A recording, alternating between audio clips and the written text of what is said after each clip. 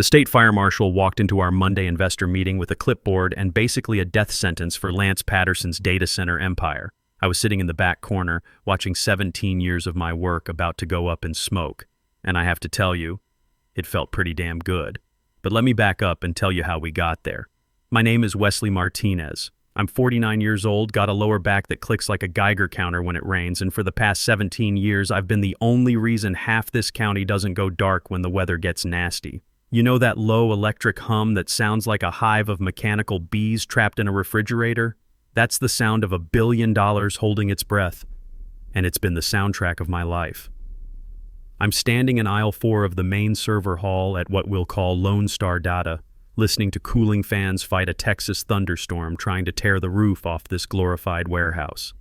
Outside, the sky's turning that bruised purple color that means a tornado might touch down just to ruin my Tuesday. Inside, it's 68 degrees and smells like ozone, floor wax, and cigarette smoke from the parking lot. Officially, my title was Operations Manager. Unofficially, I was the janitor of the internet, the backbone of the network, the guy who crawled into the belly of the beast when diesel generators started coughing up black smoke at 3 a.m. I'm not telling you this story because I want sympathy. I'm telling it because sometimes you have to burn the village down, and I wanted a front row seat to watch the flames. This concrete box wasn't always the backbone of the local economy. 17 years ago, it was filled with rat droppings and outdated servers that looked like Soviet submarine equipment. That was before the big blackout in 2008. You remember that one? The grid collapsed like a house of cards built by drunk toddlers. People were melting in their living rooms. Hospitals were running on fumes. I was just a senior tech then, working for Lance Patterson. Lance was the owner, a guy whose entire personality screamed Golf Pro Shop discount rack. When the blackout hit, Lance was in Cabo. I was here. I spent 3 days sleeping on a camping cot next to the backup generators, manually feeding them diesel with a funnel and a prayer. I rewired transfer switches with a flashlight clenched between my teeth while server room temperature climbed to levels that usually cook brisket. I saved the contracts, I saved the data.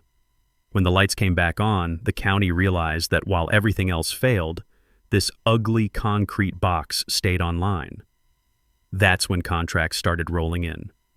The regional hospital network stores patient records here. The 911 dispatch backup system runs on rack 12. The refinery down the road that processes enough volatile chemicals to turn this town into a crater, their safety monitoring systems run through my fiber optics. I built this place, not with money. Lance provided capital, barely, but with sweat, anxiety, and missed birthdays. I know every cable in the subfloor. I know which cooling unit rattles in B-Wing because Unit 4's bearing is shot and needs grease every second Tuesday. I know the security guards' kids' names. I'm not just an employee. I'm the load-bearing wall. Standing there this morning, listening to thunder rattle the blast doors, I felt calm, the calm of competence. I checked humidity sensors, steady at 45%. I checked generator fuel levels, topped off. I was captain of a ship that never moved but traveled the world at the speed of light. I walked past the main compliance wall near the entrance. It's a boring stretch of drywall covered in framed certificates. State and federal safety certifications, insurance liability waivers. The kind of paperwork that makes your eyes glaze over faster than a Krispy Kreme donut. But if you looked closely, and nobody ever did, especially not Lance, you'd see one name typed over and over in the responsible operator field, Wesley Martinez, license TX 49210. That's me. In the eyes of the state of Texas, the Department of Homeland Security Critical Infrastructure Division, and insurance underwriters, I am this building. Lance owns the bricks and land. I own the reliability. If this place catches fire, the fire marshal doesn't call Lance. He calls me. If the 911 system goes down and someone dies because an ambulance didn't show up, the subpoena comes to my house. I stared at my name on that wall, framed in cheap plastic. It felt heavy today. Maybe it was the storm. Maybe it was the fact that Lance had called a mysterious all-hands meeting for 10 a.m. He usually only shows up when he wants to show off his new truck or complain about electricity costs, as if I can negotiate with physics. "Hey, Wesley," a voice called out. It was Kevin, one of my lead techs. Good kid, tattoos up to his neck, looks like he plays bass in a prison metal band, but he can splice fiber optic cable faster than a spider spins a web. The boss man is here, And he brought the prince. My stomach dropped. The prince was our nickname for Bryce, Lance's son. Bryce had been away at university for 6 years, earning a 4-year business degree in what I assumed was beer pong and failing intro to reality. Last time I saw him, he was 19, drunk, trying to mine Bitcoin on a laptop he'd plugged into a critical medical server. I had to physically unplug him before he violated HIPAA laws and crashed the ER database. "Is he wearing a suit?" I asked Kevin, taking a sip of my coffee. It was cold and tasted like battery acid and regret. Worse, Kevin grimaced. "He's wearing a fleece vest and loafers with no socks." Patagonia vest or generic corporate giveaway? Patagonia. Branding visible from space. God help us, I muttered. Something was about to break. I could feel it. I walked toward the conference room, my steel-toed boots clacking against the raised floor tiles.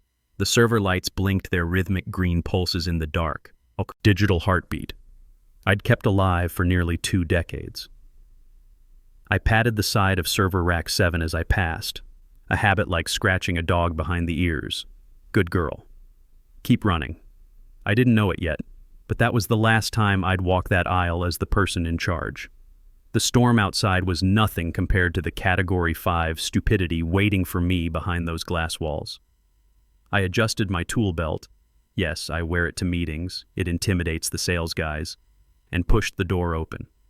Lance was sitting at the head of the table, looking like a tomato about to burst. He was grinning that wide, fleshy grin he uses when he thinks he's about to bestow a great gift upon the peasants. Next to him sat Bryce, who looked like he'd been generated by an AI prompted with arrogant tech bro who listens to motivational podcasts. He was scrolling on his phone, not even looking up as staff filed in. Kid smelled like expensive cologne and unearned confidence. "Wesley, come in, Lance boomed, waving a hand that sported a gold pinky ring. "Grab a seat. We've got big news. Huge news for the family." I sat down, crossing my arms. The air conditioning in the conference room was always too cold, a sterile chill that seeped into your bones. I looked around the table. Kevin was there, looking nervous. Nicole from billing was chewing her cuticle. The atmosphere was tense, vibrating with the unspoken knowledge that wealthy people only gather workers for 2 reasons: to fire them or to tell them to work harder for the same money. Lance started, leaning back and lacing his fingers over his stomach. "As you all know, this place is my baby. But babies grow up, and so do sons." He clapped a hand on Bryce's shoulder. Bryce flinched slightly, then flashed a blindingly white smile that didn't reach his eyes. "Bryce here has finally finished his MBA, Lance announced, beaming. "Top of his class at..." Well, he trailed off. "And he's ready to take the reins. He's got fresh ideas, modern ideas. He's going to take Lone Star data into the future." I felt a prickle of irritation. The future? I was currently keeping the present from melting down. What kind of future? Bryce finally looked at me. His eyes were empty, like windows in a house nobody lives in. "Optimization, Wesley," he said, pronouncing my name like it was a brand of generic detergent. "Synergy. Cloud-native pivoting. We're sitting on a goldmine of legacy infrastructure that needs to be disrupted." Disrupted. The favorite word of people who've never had to fix anything in their lives. "We host the county 911 system, Bryce," I said, keeping my temper on a leash. "We don't disrupt. We sustain. We're the boring concrete foundation that keeps the house from falling down." Bryce chuckled, a dry, condescending sound. "That's the old way of thinking. That's utility thinking. We need platform thinking." Lance jumped in, sensing the friction. Now. Bryce has a vision, and to help him execute that vision, we're making some structural changes." He looked at me. The grin faltered for a microsecond, then returned, plastered on with sweat and delusion. "Wesley's been a rock, a total rock. But Bryce is going to take over as Director of Operations, effective immediately." The room went silent. The only sound was the hum of servers through the glass and blood rushing in my ears. "Director of Operations," I repeated slowly. "My job." "We're not firing you," Lance said quickly, holding up his hands. "God, no. We need your memory. You're the historian. We're moving you to a new role, Senior Compliance Specialist. You'll handle the paperwork, the documentation. Help Bryce get up to speed, organize the files, make sure audits are tidy. Compliance specialist. He was putting me out to pasture, taking the keys to the engine room and handing me a coloring book. You want me to file papers? I said, rage starting to simmer in my gut. It's a vital role, Bryce piped up. Data governance is huge right now. Plus, I need you to document all your tribal knowledge. Get it out of your head and into the cloud so we can scale. Tribal knowledge. Corporate speak for everything you learned through suffering that I want to steal so I can fire you later. I looked at Lance. 17 years. I'd missed my daughter's high school graduation because a transformer blew. I'd spent Christmas Eve in the subfloor chasing a water leak. I'd saved his worthless hide more times than he had hairs on his head. Now I was being shoved into a corner so his son could play CEO. Something snapped inside me, quiet, like a bolt shearing off deep inside a machine. Okay, I said. Lance blinked. Okay? Okay, I repeated. I forced a smile. It felt like baring teeth at a predator. If that's the direction you want to go, I'll handle the paperwork. Fantastic. Lance slapped the table. I knew you'd be a team player. Bryce, you're in charge. Wesley will show you the ropes. Bryce checked his watch. Great. I have a lunch meeting, but maybe you can email me a summary of what you do all day. Keep it brief. Bullet points. I looked at the storm raging outside the window. I looked at the compliance wall where my name, Wesley Martinez, responsible operator, was the only thing standing between these idiots and a federal lawsuit. Sure, Bryce, I said, my voice sweet as poisoned honey. I'll get right on the paperwork. I wasn't going to scream. I wasn't going to cry. I was going to do exactly what they asked. I was going to do the paperwork, every single page, and when I was done, they were going to wish I'd just burned the building down instead. The meeting ended with a whimper of HR handouts. A nervous woman from Human Resources, which consisted of one lady named Michelle who mostly planned the Christmas potluck and tracked PTO, slid a packet across the table. It was thick, printed on cheap paper still warm from the copier. The title page read, Senior Compliance Specialist Support Position. Support, that was the dagger, corporate equivalent of telling a brain surgeon they're now in charge of washing scalpels. I really think this is a better use of your bandwidth, Bryce said, standing up and buttoning his fleece vest with jerky, aggressive motions like he was armoring up for battle against productivity. I want to focus on high-level strategy. You can handle the weeds. The weeds are what keep the power on, Bryce, I said. He laughed, waving dismissively. That's legacy thinking. Automation, Wesley. We're going to automate the workflows. I saw a TED talk about self-healing grids. Why are we paying guys to watch gauges when an API can do it? Kevin looked at me with panic in his eyes. He knew. He knew that our grid was held together by spit, duct tape, and custom patches I'd written in 2012 that no API on Earth could interpret. If Bryce tried to automate the cooling tower sequence, he'd likely cause a pressure explosion that would mist the parking lot with glycol. Just read the packet, Wesley, Lance said, checking his phone. We've got a lunch reservation at the steakhouse. Bryce is treating. Corporate card, of course. He winked. Oh, and by the way, Lance continued, those new growth contracts, the ones with the regional logistics hub, they absolutely loved the tour you gave their auditors last month. They kept mentioning how safe they felt knowing you were personally overseeing the transition. I froze. They signed? Signed, sealed, delivered, Lance beamed. Biggest contract since the hospital. That's why we need Bryce at the helm to manage this new scale. But hey, your name's all over the safety addendum, so they're happy. It's a win-win. My name. Again. They'd sold clients on my expertise, then removed me from operations. So, I said slowly, you sold them on my safety record, my operational protocols, and my personal oversight. And now you're removing me from operations. Bryce rolled his eyes. You're still here, aren't you? You're the specialist. If we have a question, we'll ask. Don't be so dramatic. It's just a title change. Actually, I started. Clients care very much about... Let's not get bogged down in semantics, Lance interrupted, standing up. We're celebrating. My new office turned out to be a converted storage closet near the loading dock. No window, just a vent that rattled and smelled like diesel exhaust. My desk was a folding table. My chair was fabric with a stain that looked suspiciously like taco sauce. I sat there for a long time, listening to muffled sounds of the data center through the wall. I could hear the hum of transformers. I could feel vibration in the floor. It was like being locked out of your own house while watching a stranger set up a meth lab in your living room. The revenge was about to begin. I opened the HR packet. It was insulting. A pay cut commensurate with reduced responsibilities and a list of duties that included organizing historical files, digitizing paper logs, and assisting the director with ad hoc scheduling. Ad hoc scheduling. I was going to be his secretary. My phone buzzed. Text. From Kevin. He's asking for the passwords to the root admin accounts. Says he wants to audit the user privileges. Wesley, he doesn't even know Linux. What do I do? I stared at the screen. My instinct was to run back there, push Bryce into a server rack, and lock the console to save them from themselves.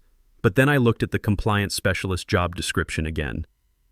Duty number 4. Maintain accurate records of all operational protocols and personnel certifications. Lance had said the clients loved the safety stuff. He said they used my name. I took a deep breath.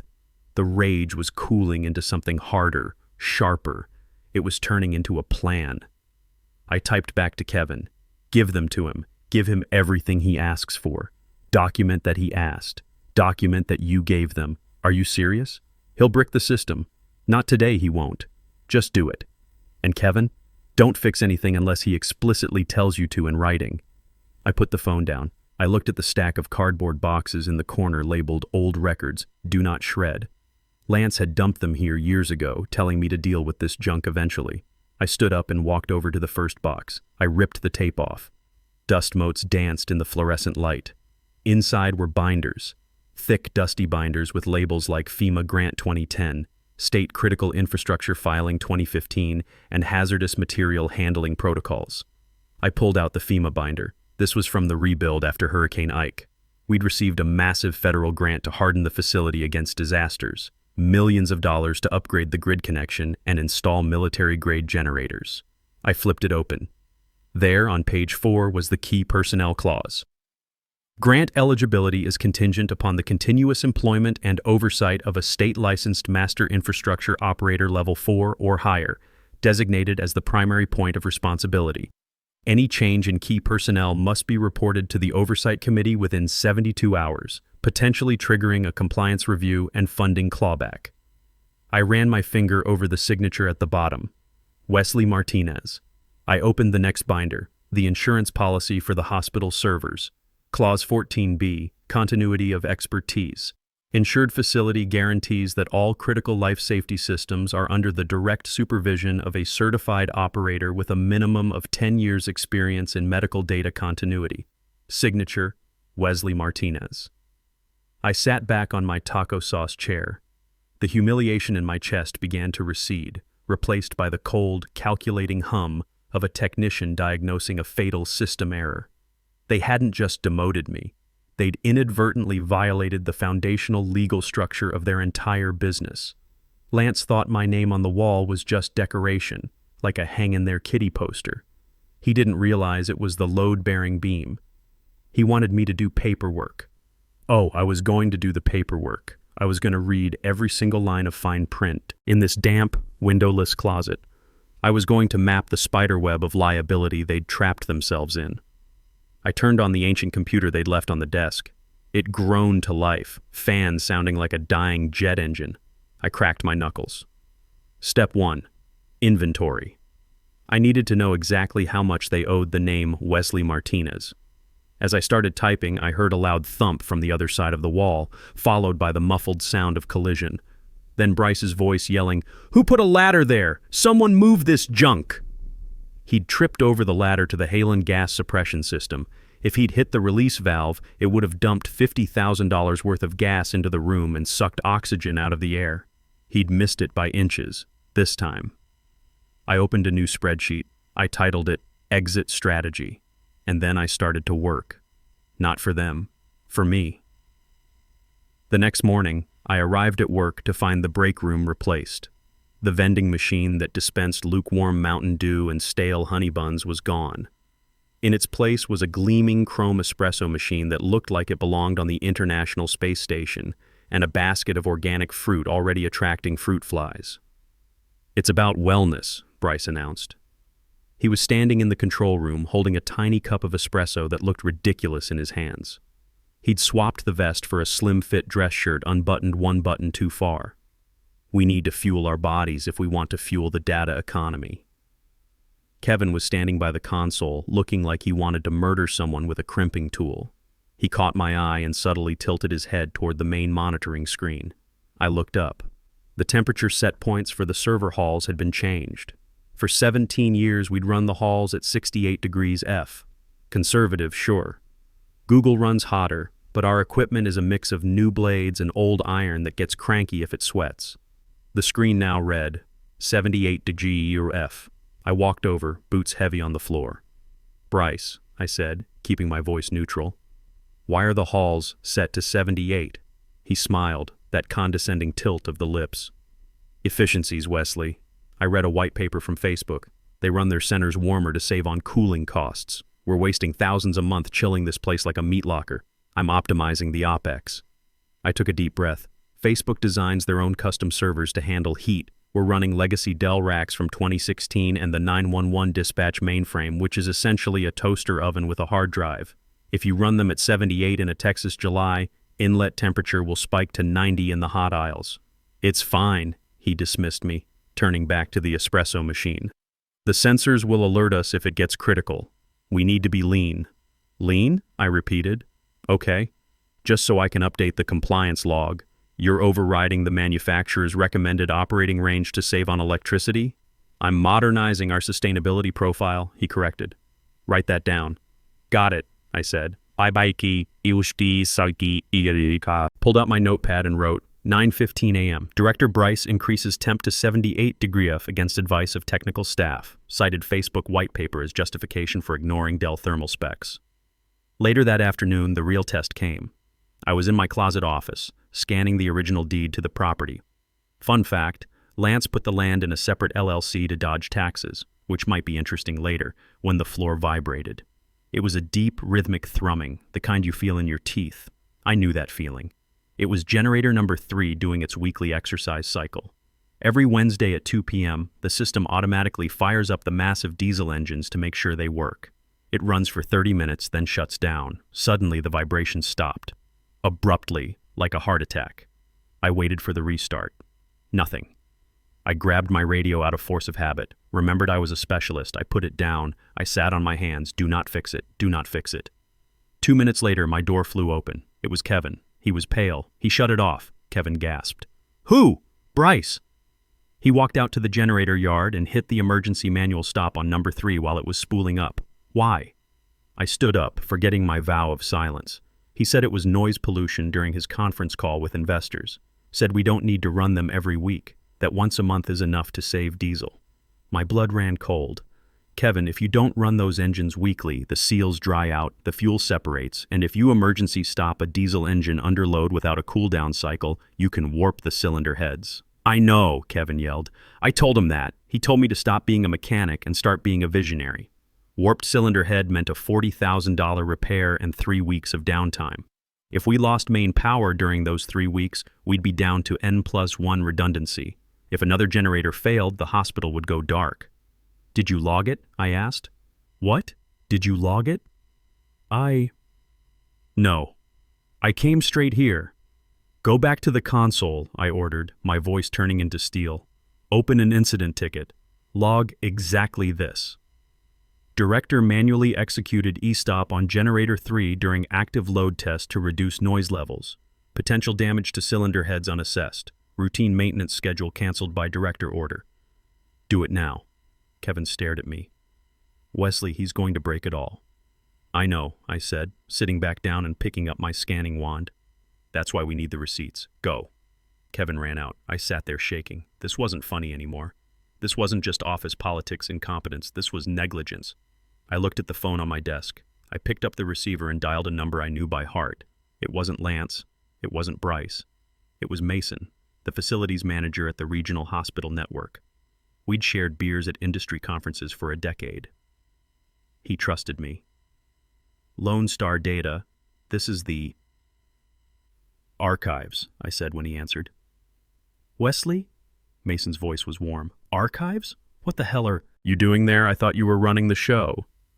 Changes, Mason. Exciting changes, I said, keeping my voice bright and fake. Listen, I'm just updating our contact logs for the new director, Bryce. I wanted to confirm your current emergency escalation protocols. Sure, same as always. Call me, then the CIO. Great, I said. And just a heads up, since I'm in a non-operational role now, all those automated alerts about generator health and thermal variances, they're going to Bryce now. I won't be verifying them before they get to you. There was silence on the line. Long, heavy silence. Wait, you're not verifying the alerts? Nope. I'm strictly paperwork now. Bryce is streamlining the process. He's very focused on efficiencies, like reducing generator test cycles. Another silence. He's reducing the test cycles? Mason's voice lost its warmth. It became sharp. Just to save diesel, it's very green. Anyway, I just wanted to make sure you knew to look out for emails from Bryce Patterson at Lone Star Data. Have a great day, Mason. I hung up before he could ask more. I'd just lit the fuse. Mason wasn't going to let that slide. The hospital didn't care about green initiatives. They cared about keeping ventilators running. The dominoes were starting to fall. By Friday, the data center smelled like hot plastic and impending doom. The temperature in the cold aisles was creeping up to 74 degrees.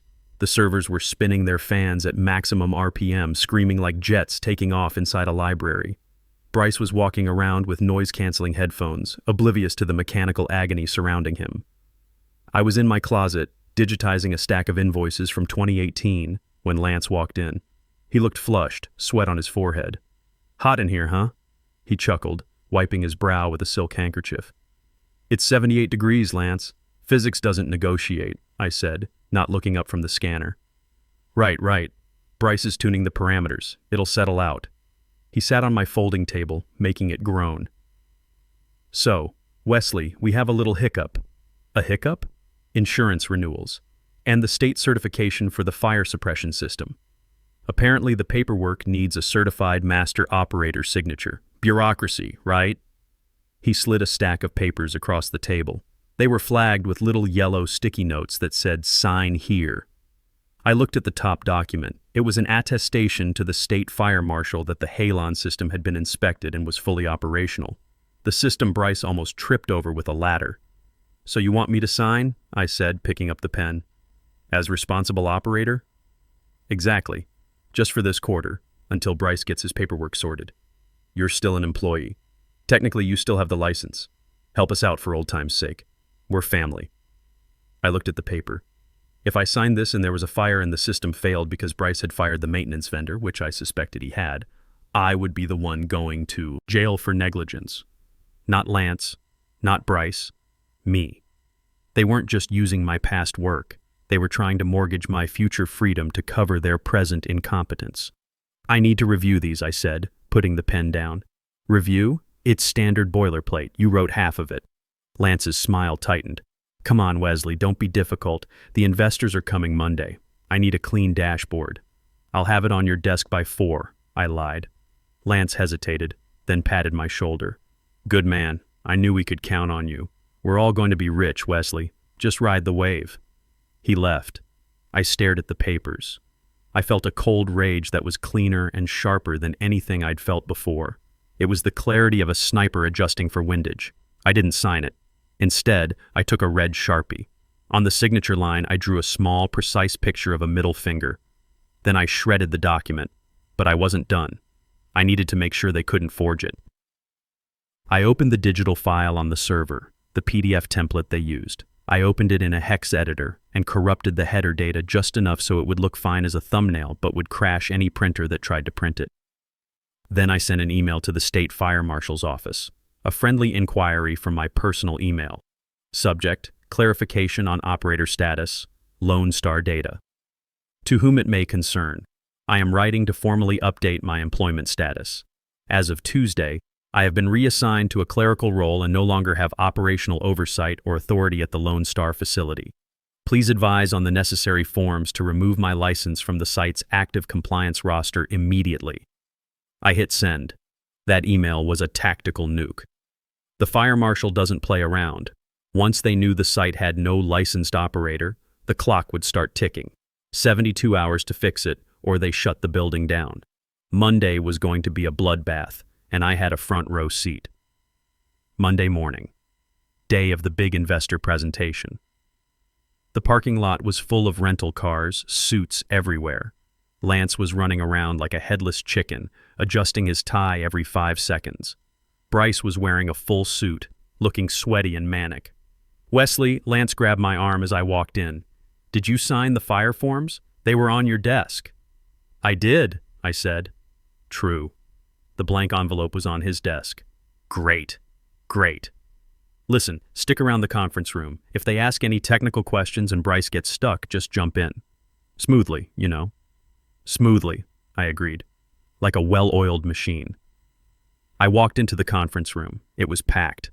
The investors, a group of venture capital guys from Austin who looked like they'd never touched a tool in their lives, were sitting on one side. Lance and Bryce were on the other. I sat in the back in the support chair. Bryce stood up. He loaded his PowerPoint. The first slide said, "Lone Star Data, Disrupting the Legacy." "Gentlemen," Bryce started, his voice cracking slightly, "welcome to the future." He clicked to the next slide. It was a graph showing projected savings. "By optimizing our cooling to industry-leading standards, we've reduced energy spend by 15% in just 1 week, Bryce bragged. One of the investors raised his hand. "Quick question. Operational logs show inlet temperature of 79 degrees this morning. Dell's warranty voids at 80. Isn't that cutting it close?"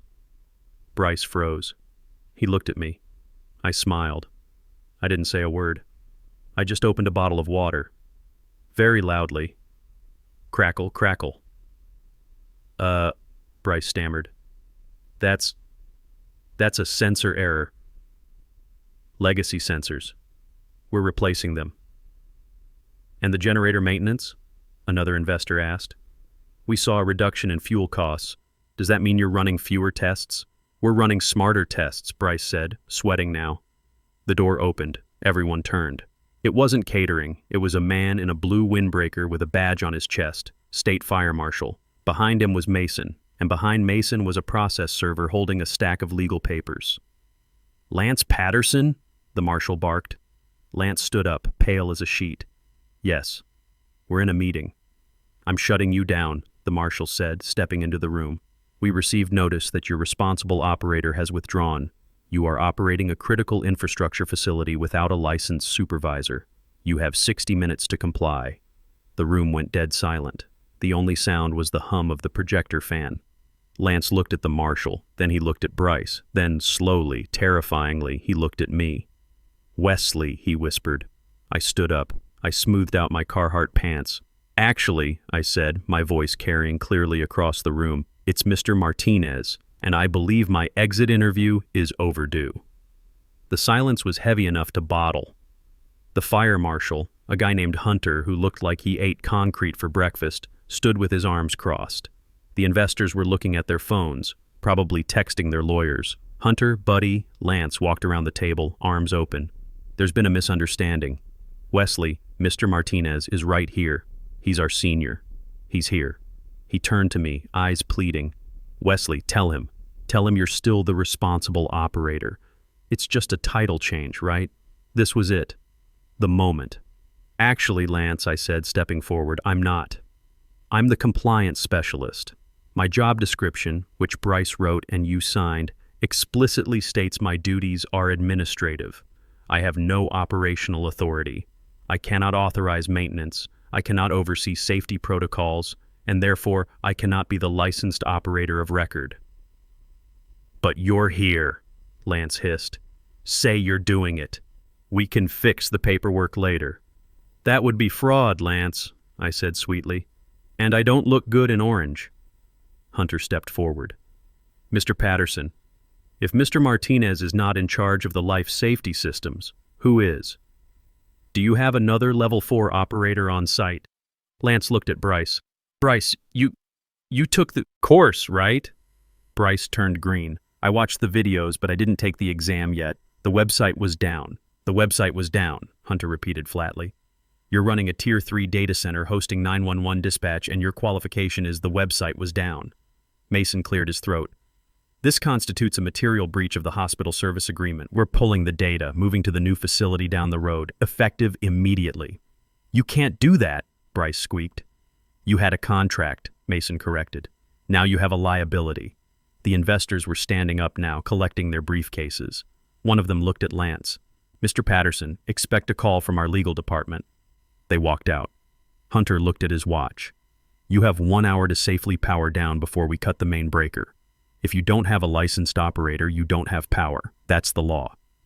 I looked at Kevin, who was standing by the door. Kevin, I said, you want a job? Where? With me. And Andrea. Starting salary is 20% more than what you make here. I'm in, Kevin said, ripping off his Lone Star ID badge and tossing it on the floor. Nicole? I asked the billing specialist. Take me with you, she whispered. I turned back to Lance. He was sitting in his chair, head in his hands. The empire was crumbling. I'm done here, I said. The words tasted like champagne. The walk from the conference room to my truck was only 50 yards, but it felt like walking across the moon. Behind me, chaos was erupting. I could hear Bryce yelling at the fire marshal, a strategy that has literally never worked. I could hear Lance on the phone, screaming at someone who was about to charge him $500 an hour to tell him he was screwed. As I pulled out of the parking lot, I looked in the rearview mirror. I saw the lights in the lobby flicker. Then the exterior floodlights cut out. Hunter had pulled the main breaker. Lone Star Data was dead.